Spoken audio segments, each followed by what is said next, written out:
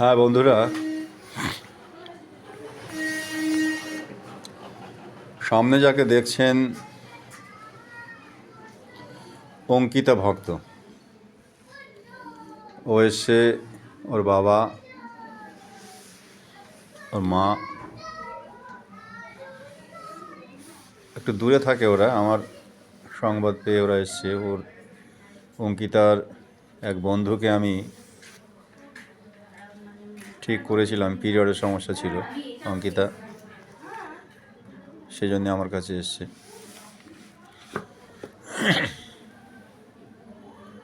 ওর period শুরু হয়েছে 2024 November থেকে,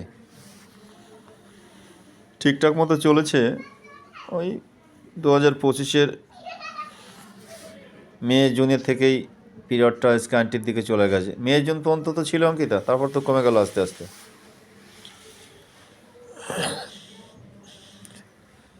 এখন এই মুহূর্তে ওর যে পিরিয়ডটা খুব সমস্যা দেখা দিয়েছে। ওর মা বলল যে হয়তো একটা দুটো ফোঁটা হয়, কখনো ভেজে না, বা একটু হোয়াইটিশ কালার থাকে। তার মানে ব্লাড যদি 1-2 ড্রপস হয়, সাথে লিউকোরিয়া থাকে, লিউকোরিয়াটা বেশি হচ্ছে।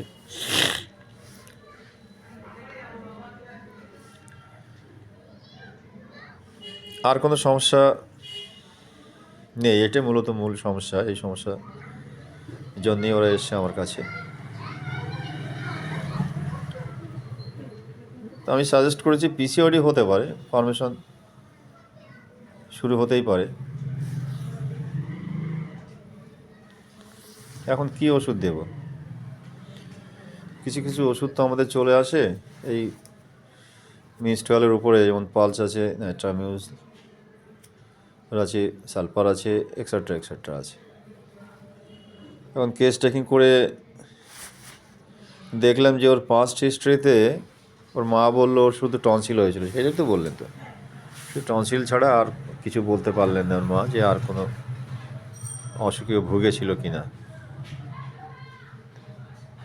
শর্ট একটা কেস টেকিং করলাম।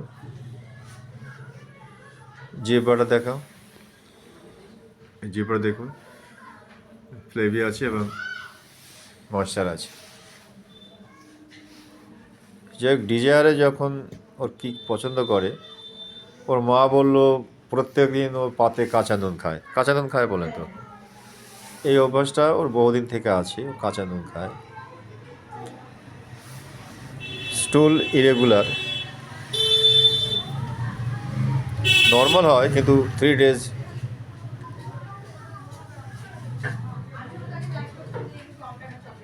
ডিস্টেন্সে হয়। 3-5 দিন পর পরই ওর স্টুলটা হয়। চেহারাটা আপনারা দেখুন, বারবার আমার সাথে কথা না বলে ও কিন্তু বাইরের দিকে বারবার তাকাচ্ছে। আউটসাইডের অ্যাগ্রাভেশন, ঘরে থাকে কম, বাইরের দিকে ওর ঝোঁকটা বেশি। সেটাই তো আপনি বললেন যে বাইরে ও ঘোরাঘুরি করে বেশি। ওর মতো মেয়েরা সব স্বাভাবিকভাবে বাইরে থাকতে পছন্দ করে, কিন্তু তাই বলে কি সবাই কি বাইরে থাকে? না, বহু মেয়ে আছে যারা ঘরে থাকে, পড়াশুনো করে, ঘরের কাজ করে, কিন্তু ওর বাইরের দিকে একটা টার্ন ওভারের একটা চিন্তাভাবনা সবসময় আছে, বাইরেই বেশি পছন্দ করে।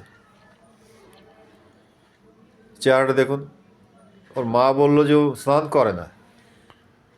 আজকে নাকি ওর মা ওকে জোর করে স্নান করিয়েছে, এবং ও অগোছালো, যেটা ওর মার কাছ থেকে শুনলাম। ছড়িয়ে রাখে সব জিনিসপত্র। দুটো পয়েন্ট তো আমরা পেয়ে গেলাম, আর কিছু দরকার নেই। তাহলে আমরা শুরু করা যেতে পারে ব্রিমস্টোন দিয়ে। ব্রিমস্টোন দিয়ে 50 মিলিসিমেলে শুরু করব। এই সমস্যাটা ওর আর থাকবে না। যদি পিসিওডিও ফর্ম করে থাকে, বা কোনো কারণে হরমোন ডিসঅর্ডার যদি হয়ে থাকে, সব সমস্যাও সমাধান হয়ে যাবে।